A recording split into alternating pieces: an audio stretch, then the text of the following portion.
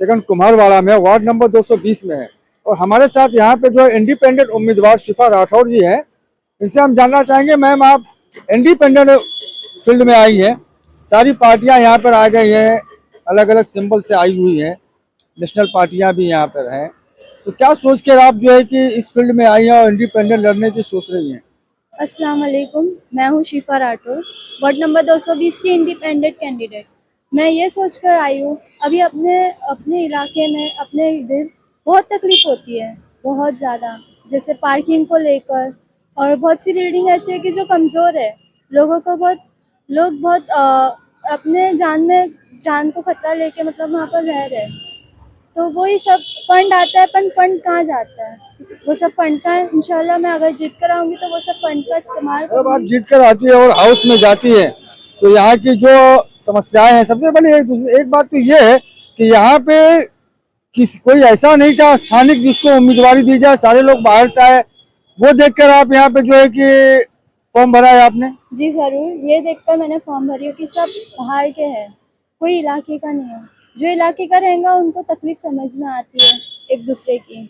नहीं, इस इलाके के अंदर चाहे वाटर हो, मीटर हो, गटर हो, इलेक्ट्रिक हो, रोड है, पार्किंग है, बिल्डिंग्स है, सारी समस्याएं यहाँ पे बनी हुई है। हालांकि लोग यहाँ पे काफी समय से यहाँ के चाहे वो आमदार हो या खासदार, लोगों को शिकायत है कि ये मामला हल नहीं हो पा रहे हैं। तो आप अगर हाउस में जाती हैं, तो क्या आप जाने के बाद भी आप लोगों से अगर जीतती हैं, तो आपके भी स्विच ऑफ रहेगा, मिलेंगी लोगों से या नहीं मिलेंगे? हाउस में आप जाके आवाज उठाएंगी इसके लिए, या सिर्फ वादे ही वादे रहेंगे? नहीं, ज़रूर सबसे मिलूंगी और जो वादा करूंगी वो पूरा भी करूंगी मैं इंशाल्लाह। जो भी मसला है, वाटर का है, इलेक्ट्रिशियन का है, जो भी है, सब अपन इंशाल्लाह अगर जीतने के बाद मैं पूरा देखूंगी। चलिए, हमारे साथ एक और महिला है, इनसे भी हम जानना चाहेंगे। मैम, क्या कहेंगे आप, जिस तरह से अभी इन्होंने कहा है कि हम अगर जीत के आते हैं तो हाउस में आवाज उठाएंगे और सारे मसले पे आवाज उठाएंगे और सब लोगों से मिलेंगे, वरना देखा यह जाता है कि जिस तरह से इलेक्शन जीतने के बाद चाहे वो कोई भी नगर सेवक, लोगों का कहना है कि वो गायब हो जाता है। ऐसे तो बराबर मिलता है, रैलियां कर रहा है, डोर टू डोर जा रहा है, लेकिन जीतने के बाद वो दिखता ही नहीं है। जी नहीं, बट ऐसा हम लोग नहीं करेंगे, क्योंकि हम लोग ये हमेशा से देखते आ रहे हैं कि हमेशा जीतने के बाद दोबारा गली में नहीं आते, और खासकर 220 में तो कोई नहीं आता। हम चाहते हमारे एरिया की जो महिलाएं हैं, जो घर से बाहर नहीं निकल सकती हैं, उनके लिए कुछ काम लाया जाए, जो वृद्ध हैं उनके लिए कुछ काम लाया जाए, बच्चों को अच्छा शिक्षण दिया जाए। हम अगर मेरी बेटी जीत के आएगी तो हम लोग इसी काम को ही करेंगे। हम लोग का नहीं, बाहर के लोग खड़े हुए हैं, इसकी वजह से हम लोग ने तुरंत इसको खड़ा रखा था।